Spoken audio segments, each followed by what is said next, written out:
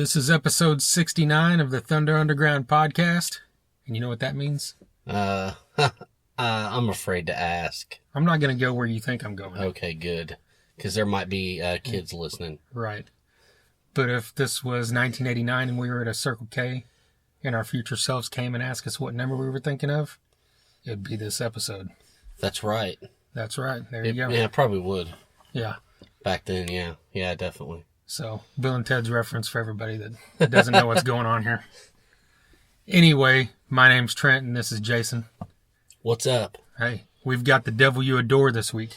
Okay. This one's a long time coming, I think. Yeah, it is. It is probably something we should have done sooner, but that's okay. We got it done, so it's all good. Hey, yeah, I mean, we don't live in the same area, and we like to do these things in person if possible, because they come across a little better, I think. Yeah, they do. And we were able to catch up with them at Rocklahoma this year.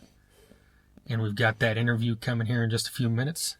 But before we do that, we want to play a track for you from The Devil You Adore. This song's called My Sin.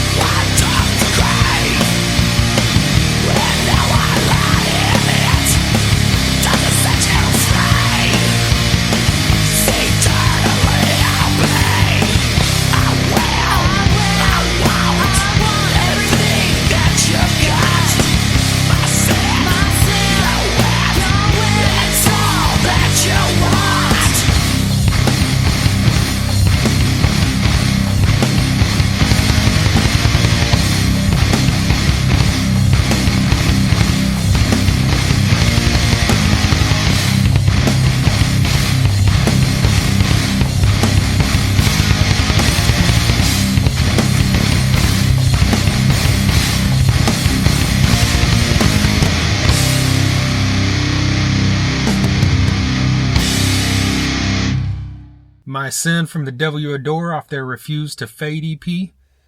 Great track. We played another track of theirs a few months ago. I think it was Refuse to Fade, actually, right? Okay. And just glad to get another song on here for you. Yeah, definitely. You know, I mean, I want to. If you've listened to us before, you know we've talked about this band many times. But if this is your first time listening, this won't sound like a broken record. I just love the fact that the vocals really set themselves off from most metal bands, because there's a lot of metal bands with female vocalists, but she just brings a whole different style. You know, she's got that, like I've said before, that punk kind of feel and attitude to her sound, which most female vocalists are either growling or, you know, singing real high. Yeah. So it's really cool to get that, because it really changes the dynamic of what this band would sound like if they had a guy singing or someone just singing standard metal, you know? Yeah, it gives it a whole other vibe, and you see totally different things that you wouldn't see if it was just, you know, your usual fare. And I think that's a good thing. I think that's a good calling card. You know, and I think that like I said, I mean, live they were just like so much more, you know, just times 100. And you know, she's really evolved and matured, and her voice is, I mean, they're just killing it when we saw them. So I mean, you know, you got to expect good things from these guys. Yeah. And there's riffs for days, and oh man, in all these songs, like this song especially, it just kicks out, and you know just chunk. Yeah, that's a good way to put it. Yeah, man. And you know, both Brian and Rhett just, you know, have this, like you said, that chunky metal feel to them, kick-ass riffs, an awesome rhythm section. You know, just straight up driving. Travis and Jason bring that where it should be, and you know, the vocals really set this off. Yeah. I mean, you can't be a fan of all this stuff and not like these guys, so you really should get into them. Yeah, and like you said, live, it's like I think I mentioned this on the Rocklahoma review thing, you know, some bands, you know, are just as good as they are on record live, or some bands aren't as good, but then there's some bands like this where it just brings it to another level. Yeah. And it just really, you know, it's just hard to explain without seeing them, but there's just even more intensity, I think, live. Yeah, Delaney had a great presence, and she really, you could tell the stage was hers, you know? Yeah. Yeah, well, we've got 4 of the 5 members here. Unfortunately, we'd like to throw a shout out to Jason Tatum, the bass player. He wasn't able to make the interview because his father passed away during Rocklahoma, so he had to leave early. So our thoughts and condolences are with him and his family. For sure. We had the chance to talk to him a couple of times, actually. Great dude, and I know that was his first Rocklahoma, he told me. And he was having a blast up until he had to leave. And I don't know about the rest of them, but I know Travis has been out there all 10 times like us. Yeah. And it's kind of funny, we didn't really get to know him until this past year. Yeah, I know. But glad we did, of course, because he's a great dude. All 5 of these, you know, from my experience talking and hanging out with them, all 5 of these people are great people. Oh, for sure. And that's what you want from a band. Yeah, and Travis, he repped the Thunder Underground gear on stage. That's true. At that Camp Yeager show, he had the Thunder Underground shirts. So, hey, if anybody has any pictures of that, send them to us. Yes, I saw one that was kind of unclear, but if you could have a good one, that would be awesome. I know he had, on one of their other sets, he wore the Axel DC shirt that I gave him. Yes. So you've got to represent that as well. Yeah, definitely. Speaking of, which of those AC/DC shows are you going to? Probably none of them. Okay. What about you? Probably none. Okay. I would if it was close, but none of them are remotely close. So yeah, I can't afford to fly there and go to a show and fly back. But you're going to hit a Guns N' Roses show. 2 of them. 2 of them. That's right. 2 of them. I'm going to try like a motherfucker to hit Dallas with you. Right. I don't know, but I'm really going to try to pull that off. I think if I'm just, as long as I'm in the fucking stadium, I'll be happy. I think it'll happen. You still got a little under 2 months to get it happening. Yeah. I think maybe I could pull it together. And remember, Thrasher said he was going to try, so there's something to shoot for right there. I think so. Well, do we have anything else we want to talk about before we get into this interview? No, I think let's just kick it off. All right. We've got Delaney, Travis, Rhett, and Brian from The Devil You Adore.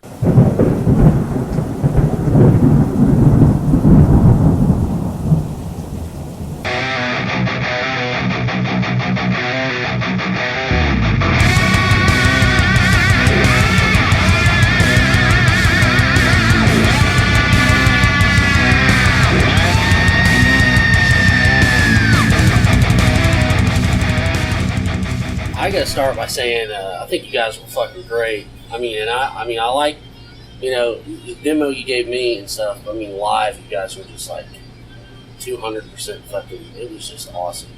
You guys really came across great. So, congrats on a good set. Thanks, sure. man. For sure. That was pretty cool. Yeah. We've been rushed off every stage we've gotten on so far. Yeah. Was there? Did you have to cut anything short, or was there? Yeah, it was a little Feel bit pressured. Yeah. Well, because of the fact that like the trying to come in the gate, Yeah. and that not being able to get in, so that messed us up. They carried over, so we just got what was left. Yeah. But we got it done. Yeah, you did. Yeah, for sure. Did they just flip you spots with someone? Or The band that was before us just carried on an extra 30 minutes. oh, okay. Kind of covered part of our deal for us. Oh, okay. Not sure who they were though. So how have all three sets? I mean, get good reaction from. Oh yeah. I mean, I know the reaction from people in the crowd. I was out there, but I mean, afterwards, Yeah. talking to people. Yeah, sure, man. They quite a bit of people stopped us yeah. and asked us about it. And where, basically, where are you from kind of questions. And then we tell them, of course, nobody ever knows. Where the hell is that? But, it's really surprising. I was down there watching Hell Yeah and I walked off to go find a bathroom when I come back, trying to find my chairs. And there's probably, I don't know, I got stopped probably 10 different times. People wanted to shake my hand, knew what band I was in, so they'd watched us play. So they like dug it and they were wanting to know where they could get a hold of us or find our stuff. It's great. It's awesome. This beard's a giveaway. Yeah. This beard's a giveaway. Yeah. That's good. It's a good trademark, Yeah. Hey, it's getting pretty warm these days. Yeah. Especially during this. Yeah. Did you guys have CDs out here, or are you still just? Yeah, we got just the demo deal. We've been Coming handing in out. and out. Okay. We pretty much just been handing a lot of them out, so Okay. made up plenty extra to hand out. Yeah. That's a It's good way about to get it to. out there because everybody loves free stuff. Man, it's hard for me to sell something early. I know you got to. Yeah. I just want to take it, check it out, Yeah. So the only way we come down here, we just hand them out all the way down here. Oh, really? Yeah. You mean when you're walking Yeah. or the drive? Oh, okay. That's awesome. So we had probably a dozen koozies. I don't know how many CDs. I think we're already out of them, just about. After a few shirts out, I mean, there's been pretty much everything we have has been thrown out. We've got some posters that we just took pictures for not too long ago, and I'd written a set list on the back of them. Those got thrown out. Everything. I mean, it's been crazy. Yeah, people will remember that. They want It's it. awesome. Yeah. And my deal was they keep giving my drumsticks away. You have Somebody those is. So There you go. they're just taking them when you're not looking. Yeah. I don't know, I've signed a few of them. Yeah. That was a pretty good stick. How'd you get a hold of that one? Still got the end on it. That's Yeah. awesome. Is that the Silver Fox sticks? Yeah. Yeah. Yeah, they're great sticks, man. You said you're gonna have a signature one eventually. Yeah. Really? It's awesome. Man, I'm not that high on the waiting list. So I gotta wait my turn. Right. All the other guys get before me. That ain't it. But maybe one day I'll be there. What about you guys? What do you use, equipment wise? Right now we're using, we both run the same amp head. Never been real big on Line 6 stuff before, but found this amp that it's just mean. And they quit making it a few years back, so they're kind of hard to get a hold of. And if you do find them, they want some money for them. They're called an HD 147. They named it that because it's a 300 watt head, and 140 decibels is where you blow your eardrums out. So This amp, it'll literally model just about anything. It's easy to use. It's got, we use MIDI switchers with it, and I mean, it's got all our effects, gates, everything we use is right there, walls, volumes. So they're really easy to use, and they're pretty durable. Like we've not had hardly any issues out of them. As far as cabs, we just kind of use, the stuff that we've had for years. Get some more micro style change. Eventually, I'm probably going to move to Mesa. But because they just, there's nothing like a sound of vintage 30s. Yeah. But as far as guitars, I use mostly ESP. At least that's what I've been using for this whole deal. He kind of switched between ESP and Schecter quite a bit. They got a pretty similar sound, both running EMGs. And with those EMGs, running through that amp, you get a real good clear sound, and it just cuts. In fact, a lot of the shows we play, they get mad when we bring the full stacks. Because, they get mad because they can't control it. It's too much noise, too much sound. In fact, we played a couple clubs before where, we shut down their system because they just didn't have enough juice to get a hold of it. And we got offered to play another show there in Fort Smith, and they told us to bring in half stacks because the venue didn't want us blowing their ear holes out, I guess. We play pretty loud. We're gonna do it anyway. That's right. We normally play pretty loud. Normally we'll play, just about most stuff that we've owned for a while, but I've bought a lot of new stuff since this band. But the stuff we got is pretty well. It's durable. It's good stuff. So since change it unless it's broke. Yeah. If it works, it works. And those heads, they just make it simple. You got 1,200 pedals or a big ass pedal train so you switch between all the pedals. It's all right there on MIDI, so you're right there just flicking through them with a thumb. It's got its own tuners and everything else, so literally everything we do is in it, or need. But that's the majority of what we've been using. As far as cabinets, I've had that one Behringer cabinet forever, and I've had it probably for 12 years maybe. And that thing, it's a cutting cab.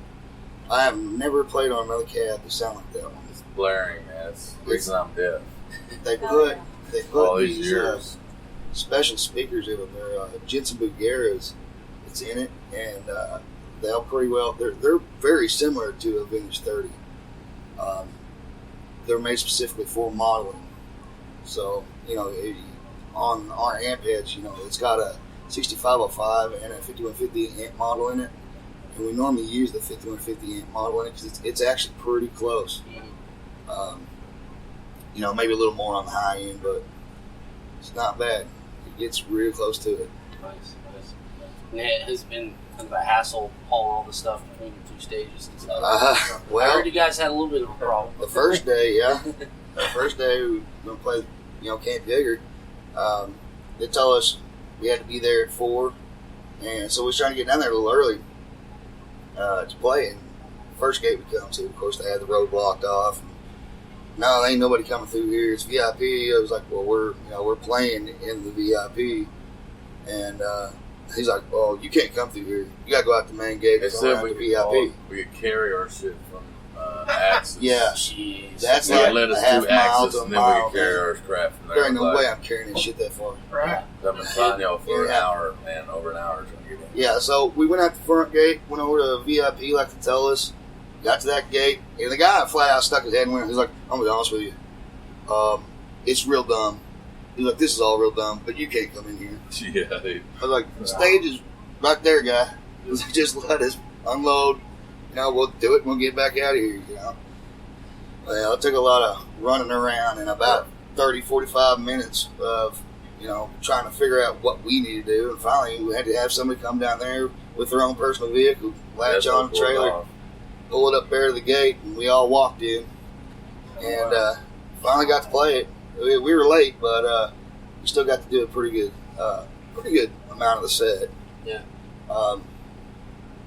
We did about 30, 40 minutes, something like that, 20, 30, somewhere around there. About 30 minutes. Right around 30.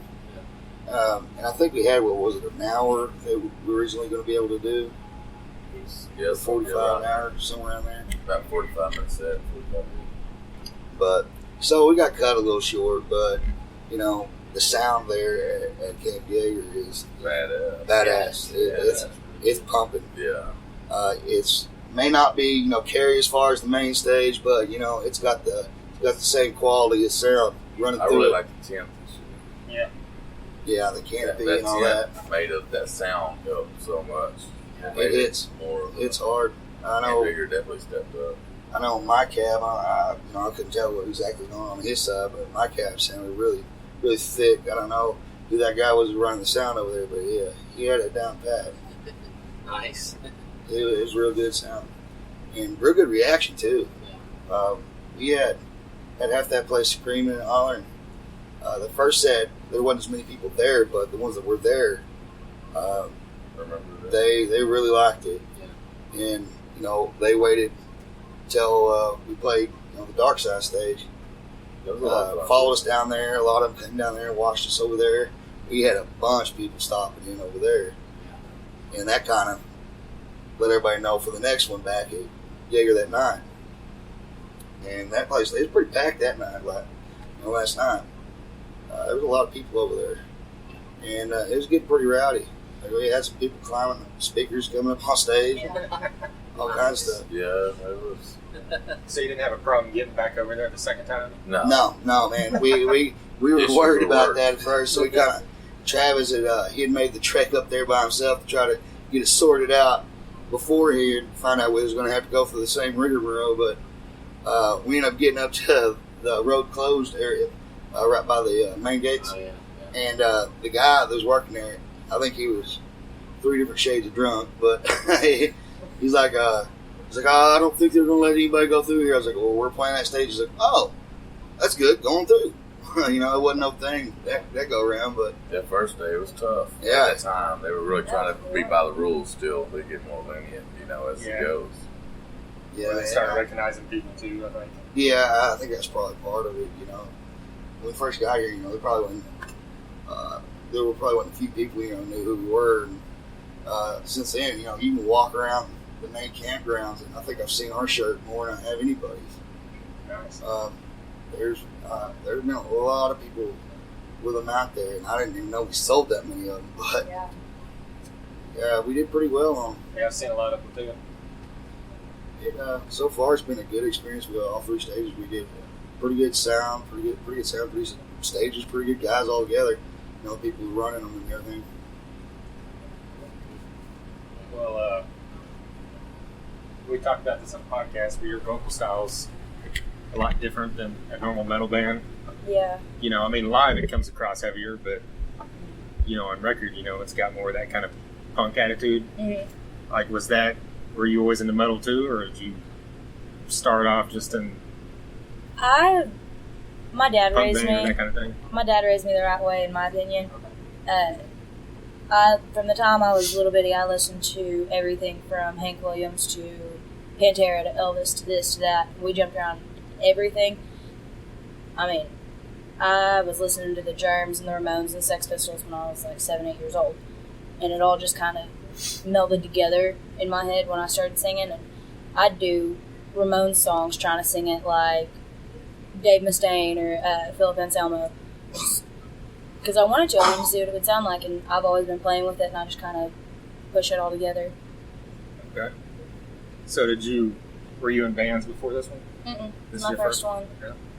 So how did this come about? I don't know how old everybody is. I know you're a lot older than her. Not to I'm call old you out, man. but Everybody's so a little older than me. how did this come about? Yeah, I've known her since she's a little kid. Her mom and dad, and she just growing up. You know what I mean? And we was out there when she was like 17. We was Just out there and talking and start singing songs and Pretty reckless. yeah, pretty reckless.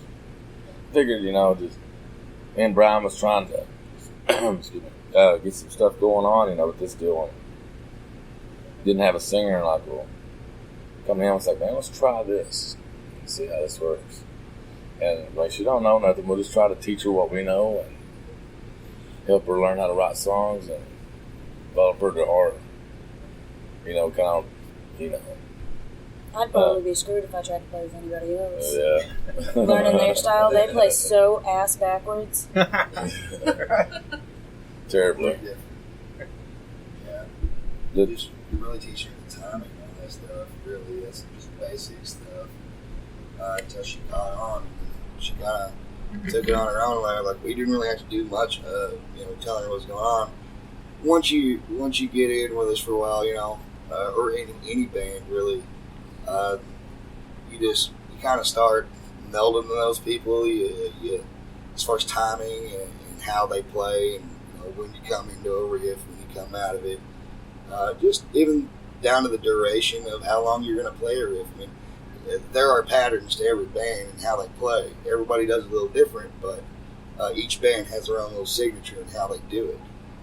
And really, she caught on to that pretty quick. We didn't really have to do too much to steer her in that way. No words in her face.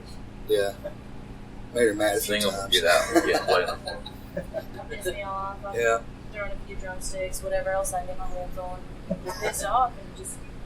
But I mean, that fuels it that much more for me to want to try to hit what they're wanting me to hit. When I first started, I know for a fact that first day they could not hear a word I was saying. We wrote a song just to have something to play that day, and I honestly don't think they'd actually heard me really sing and really get into it until about the time that Rhett came in, and that was a good 6 months after the three of us had been playing. So, That's just kind of the way we built it, was like when we brought her in, and me and Brian and Busy, we just jammed. And then everybody's been trying to get Rhett to be the guitar player in bands for years, and he wouldn't ever do it.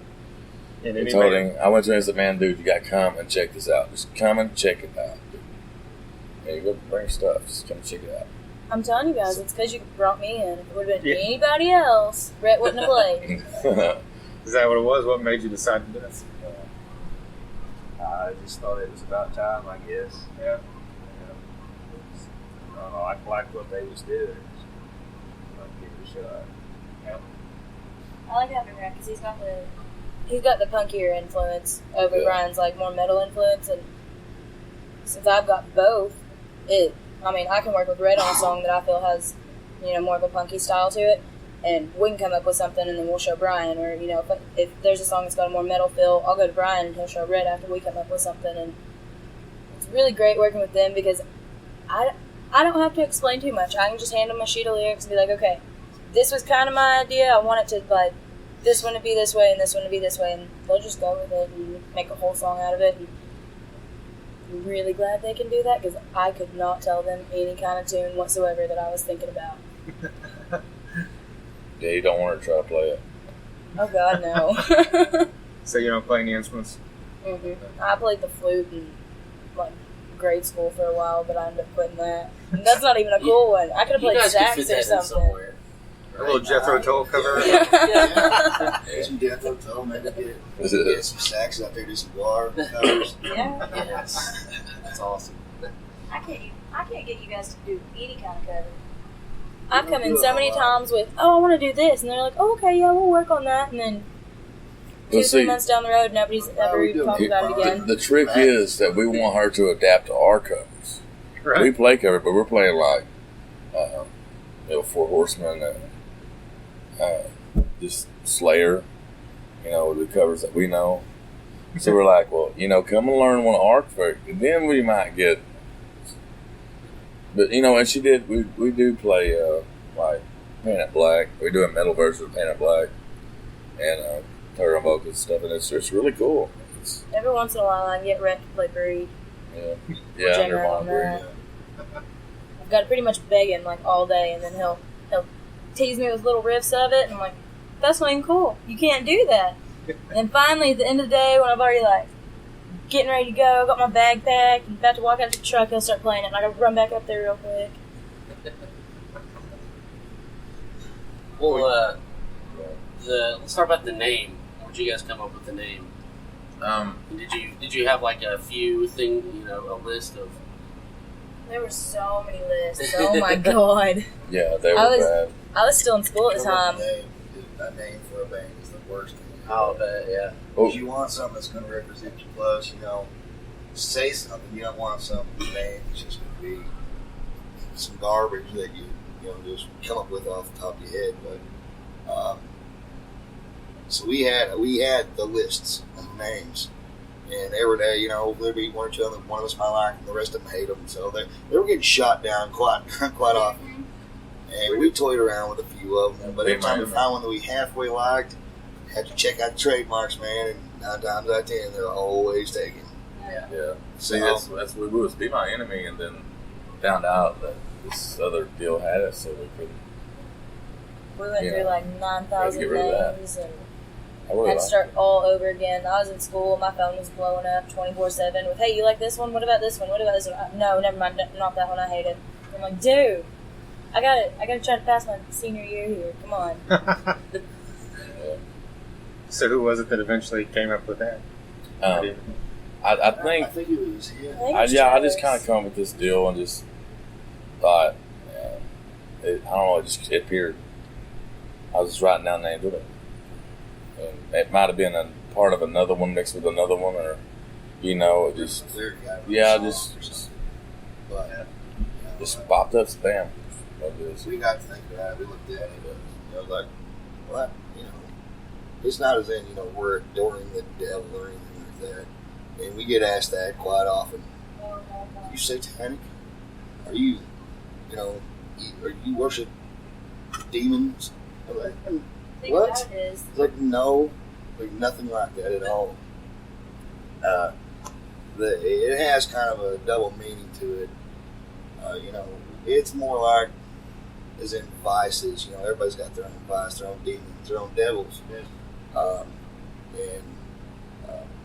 Ours happens to be blowing tons of money on music equipment. That may just It may be. That may be. Everybody's got one, and so we wanted the name to, not necessarily. Most metal bands, they got these crazy names where they're just trying to be as evil as they can, and write their name so crazy that you can't barely read it. Where it looks like a tree. Yeah, it looks like an old tree or an old sticker bush. But we all agreed that it kind of, the name kind of rolls off the tongue. It's pretty strong too. It's got a pretty good meaning behind it once people understands what the meaning is. But I told Travis many times, like, man, I get tired of explaining to people, that we're not satanic or anything like that. He's like, don't bother me. He's like, I'll explain it to him. He's like, I don't care. He's like, it isn't. You can kind of leave it up to what you think. Everybody's going to have their own ideas anyway. We've already had messages on Facebook about, from like preachers or hardcore Christians, well, you need to find the Lord, I was like, you don't know us, man. We majority of the band are Christian. It's like, before you go to posting some nonsense like that, you might want to check yourself. Yeah. Like, but, it is what it is. People think whatever they want. Yeah. So are you guys planning a full-length album? Planning? Yeah, we're kind of seeing where some options are going to kind of take us. We've talked to some people that's pretty high up there, and and showed some interest, but it's something that you just can't blare upon them. You got to do it. It's not be on them all the time, and then maybe they'll give you that hookup. But once they give you that scientist, when go do this Rocklahoma deal, and then after that, let's try to figure stuff out. Because we just really wanted to focus on this. Yeah. You know. So hopefully, if that producer works out, then that takes us out of state to work on it for a little while. Different feel, you know, maybe a couple weeks, a month or so, go out and, you know, do that for a little bit. So. So do you guys have stuff written, like more than the demo, like a ton of stuff? Yeah, well, in fact, if you watch us live, we have quite a few that we do in the set. They're really good ones that I wish we had already had down on a CD. Because the newer ones, they've kind of got a little harder edge to them. They're real fun to play. We just haven't had time to get back in the studio and lay them down yet. And we're kind of weighing the option, you know, do we want to go ahead and try to go out on pocket ourselves and do it the way we did the first songs, or do we want to wait and find out whether we get the producer that we want and just do the full length? You know, it just really depends. You know, timing really is a lot of it. You know, we had this. We'd actually planned to try to go into the studio and get some of them down, but then, you know, we got the offers to play Rocklahoma and do a few other shows since and before. So we've been kind of busy, and you know, when you play a lot of shows like that, you know, you're strapped for cash most of the time. So if we do it, we're gonna probably try to get a another good set of songs, at least another 7 or 8 to put on the album. So we went to Valcor Sound and did them there in Broken Arrow. I'm sure you know Hank. Hank's great. Yeah. Hank Charles. Oh, yeah, Charles Hank. I mean, that's the ball player. Yeah. Dude, you're out there playing ball. Yeah, Charles. Yeah, he's a cool guy, man. Candy man. Yeah. You go in the studio, he's always got the drawer boxes of candy. everywhere, the drawer candy. Yeah. He ran sound for us years and years and years ago. He's a good dude. Well, he's run sound for us. An older band that me and Brian played. It was called Pain Ensemble. And we run that for some years, early 2000s.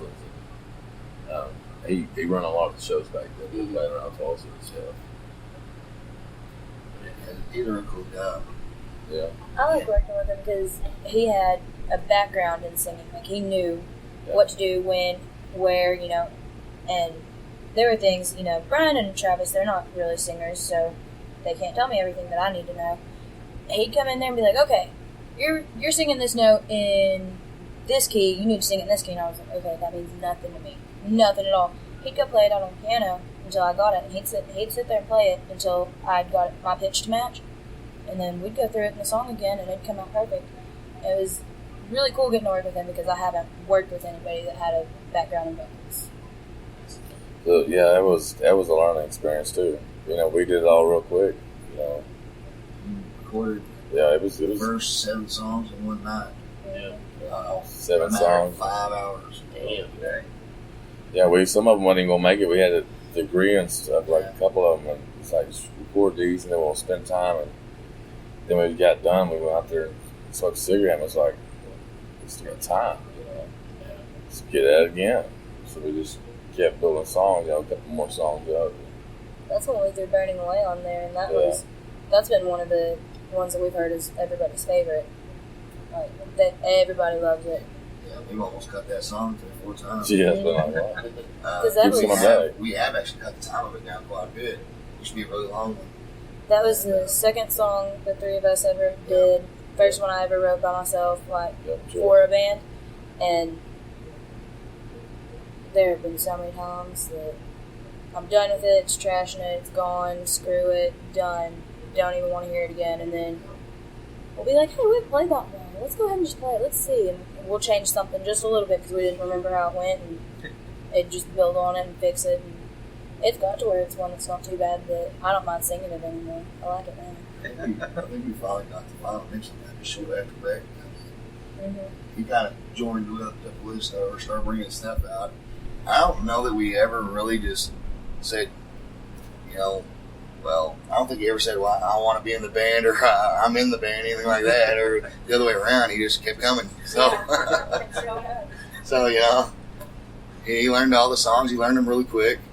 And the songs like that, Burning Away, you know, with that thing was long, man. It was kind of drawn out, and he came in, and we just kind of immediately knew he was going to cut a good portion of it off, cut the fat.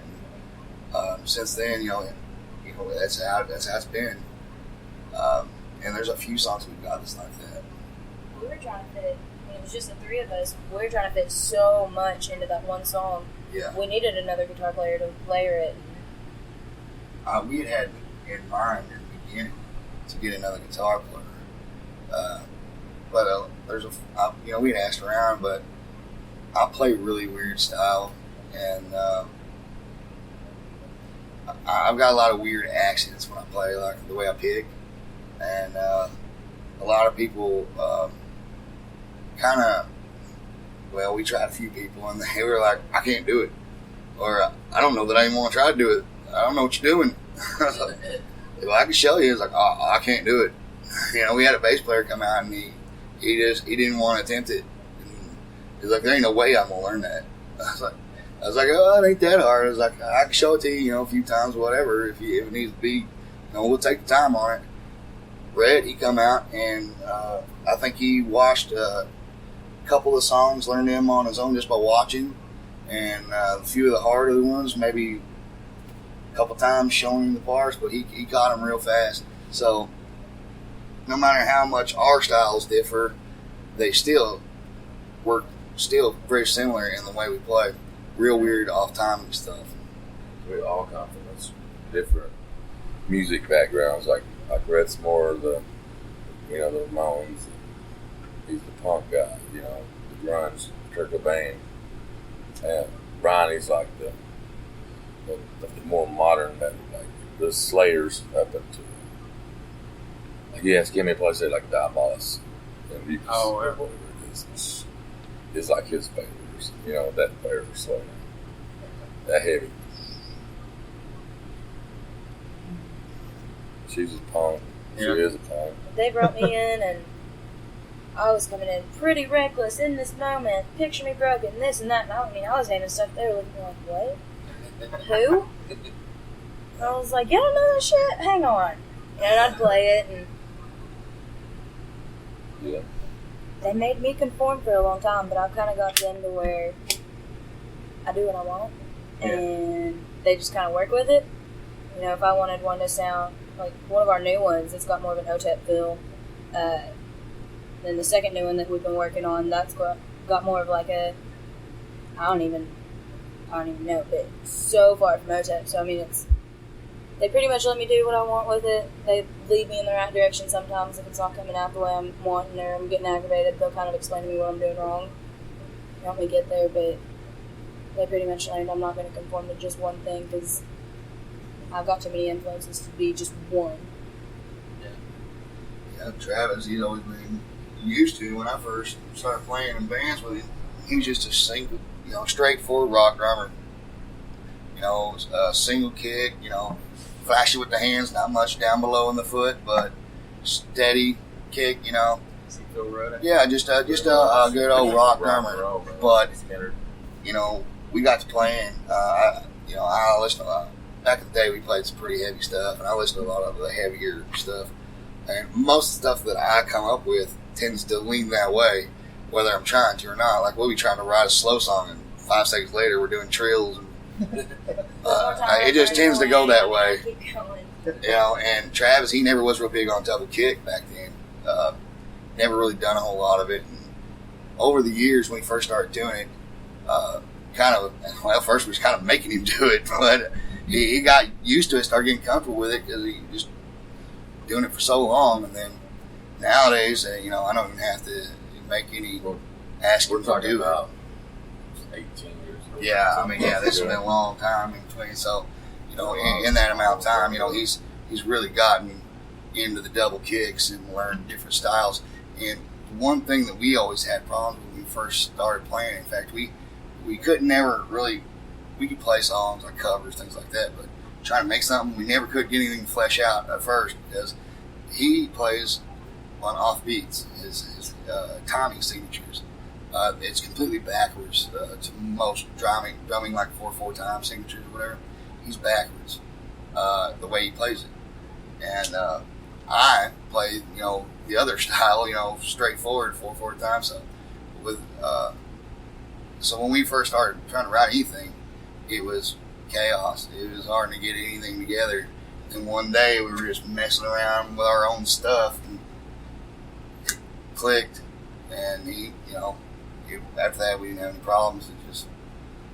I figured out, when he's hitting his snares and his accents, and got to thinking, well, that's about to have half time. That's when I'm hitting a triplet or something with my, pick or something. So it worked out really well, and you don't really have too many issues with it anymore.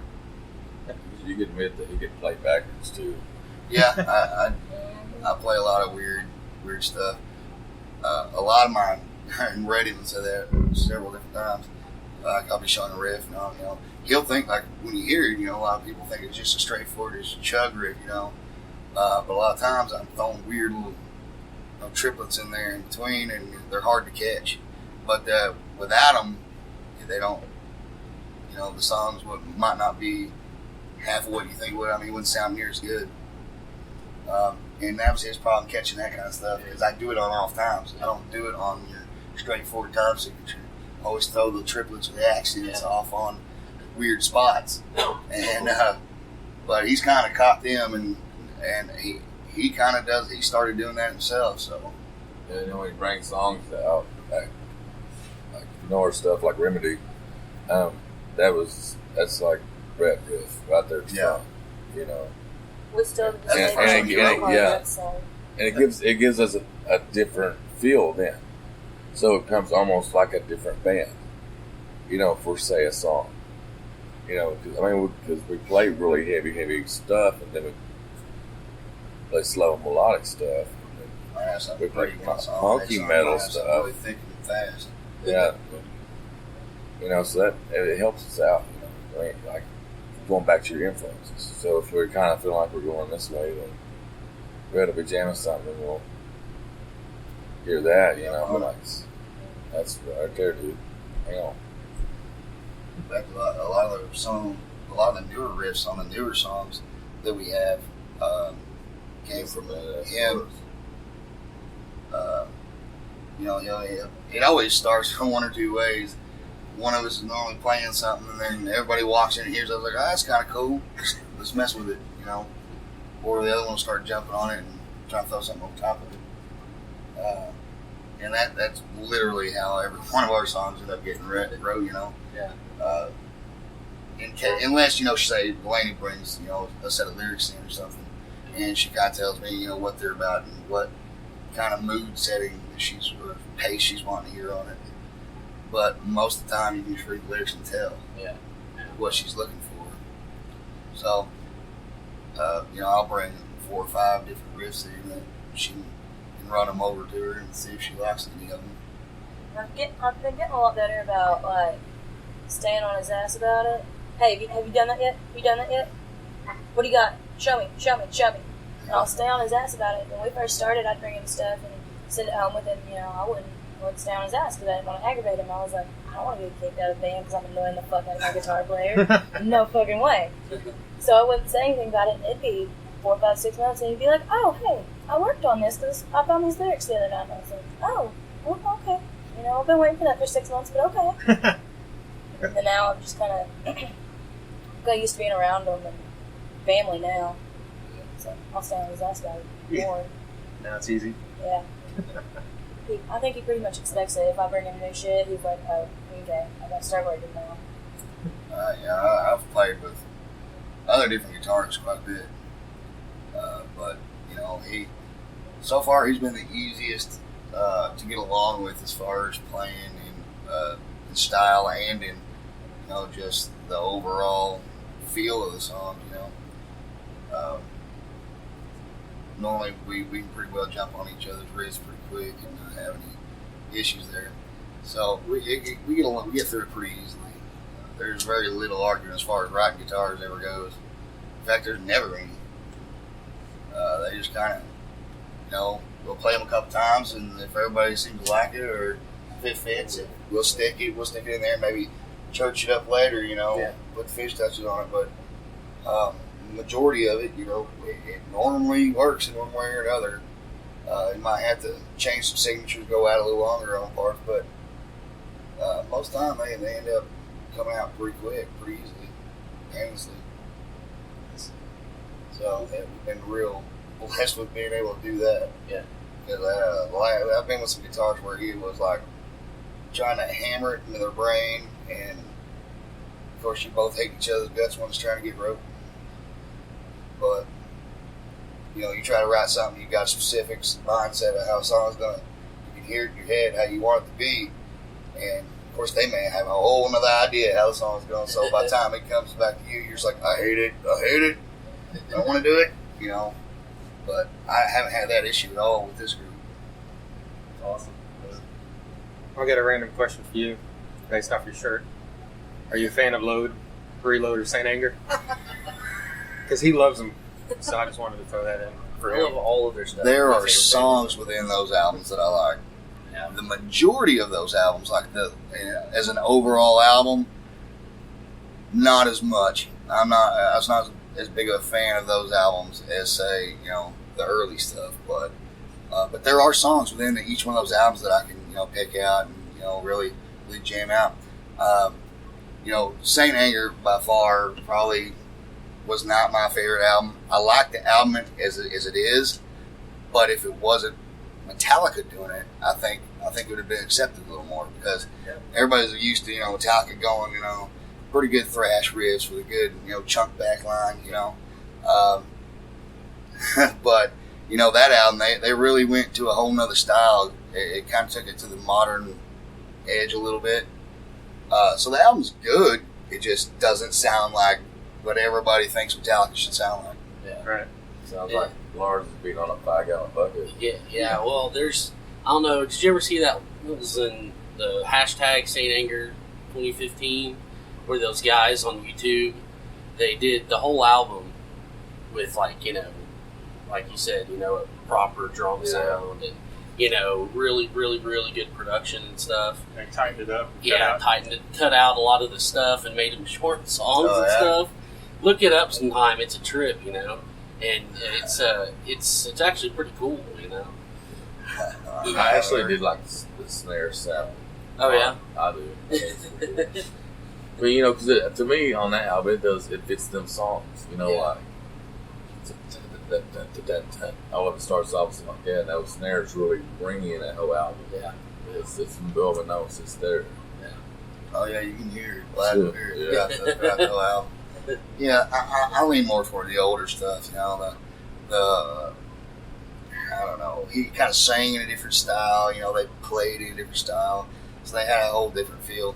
Yeah. On that, like Load, there's a good chunk of songs on that album that I like.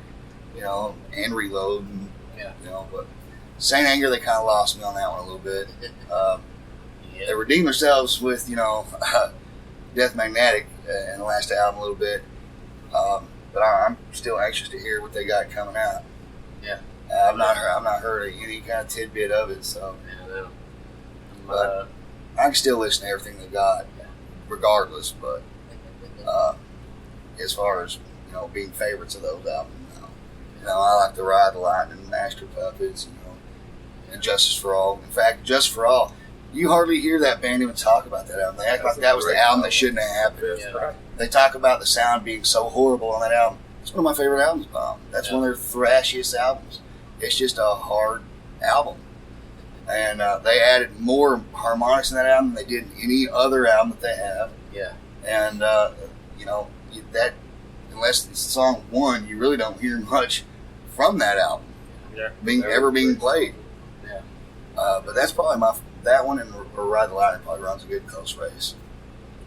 I think one is one of my favorite Metallica songs, just because it's really the way that the music is.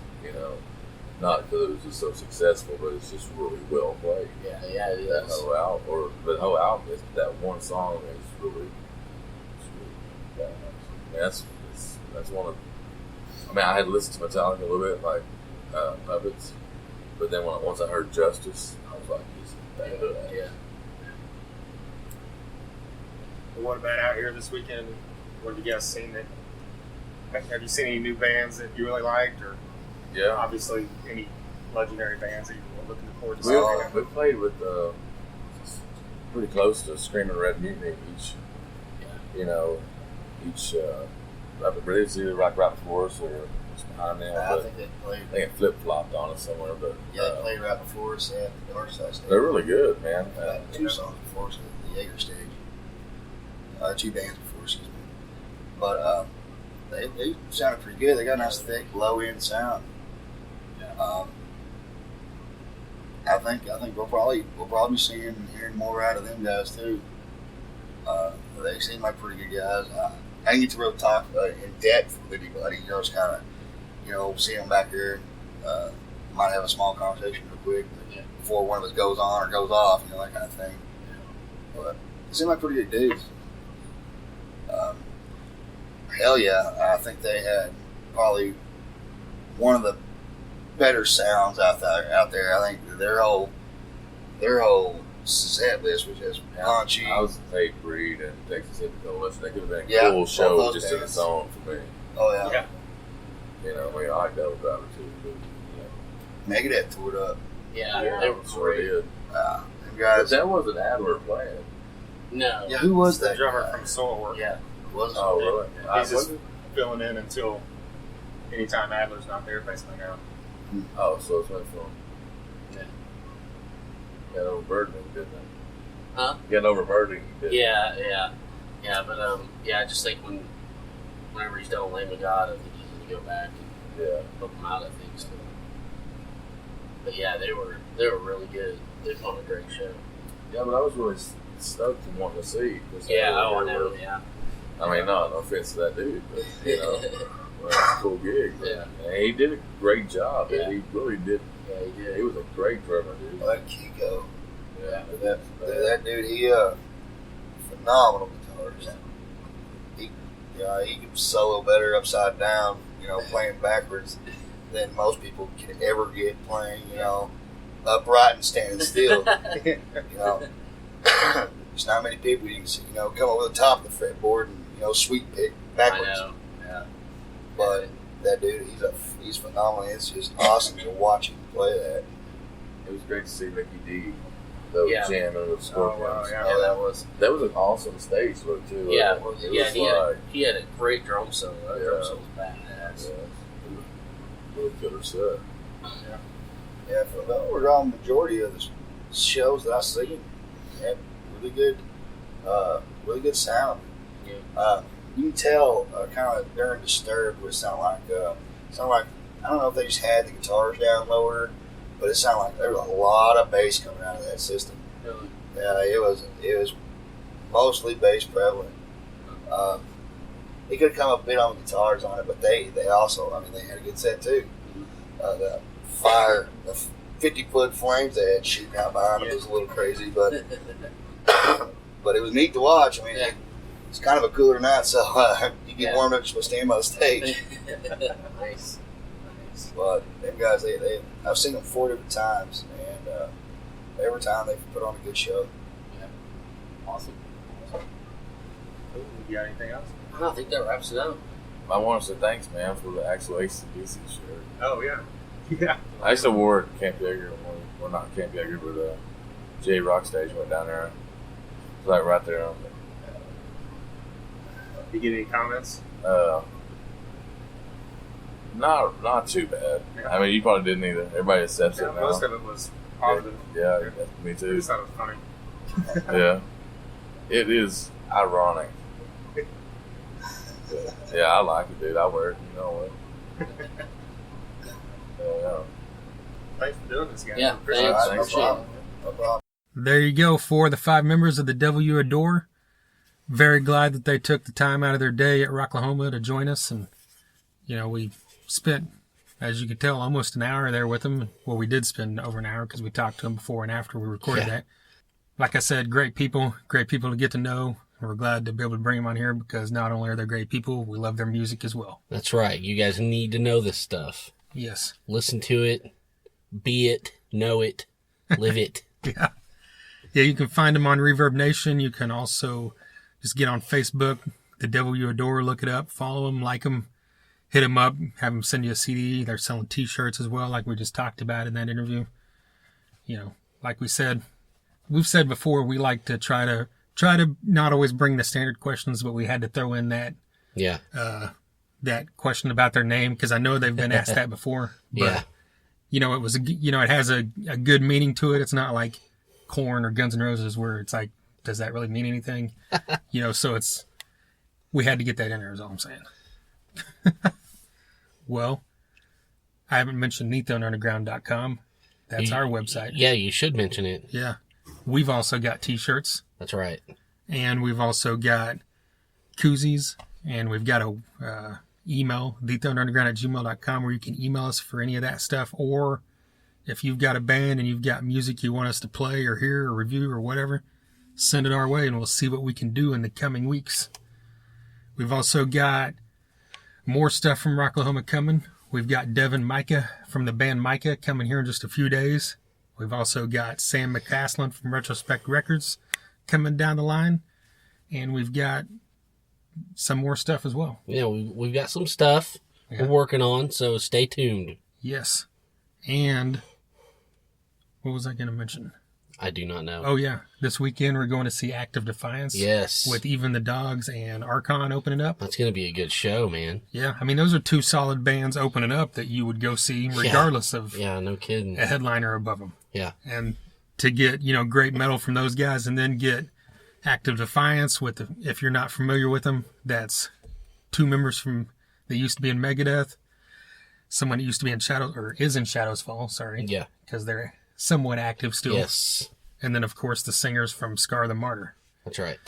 Another super group, but they, forged their own thing. It's nothing repetitive of anything these guys have done before, which is cool. So, I guess that's it, huh? I think that wraps her up. Episode 69 in the books. There you go. All right. Till next time. Thunder Underground, y'all.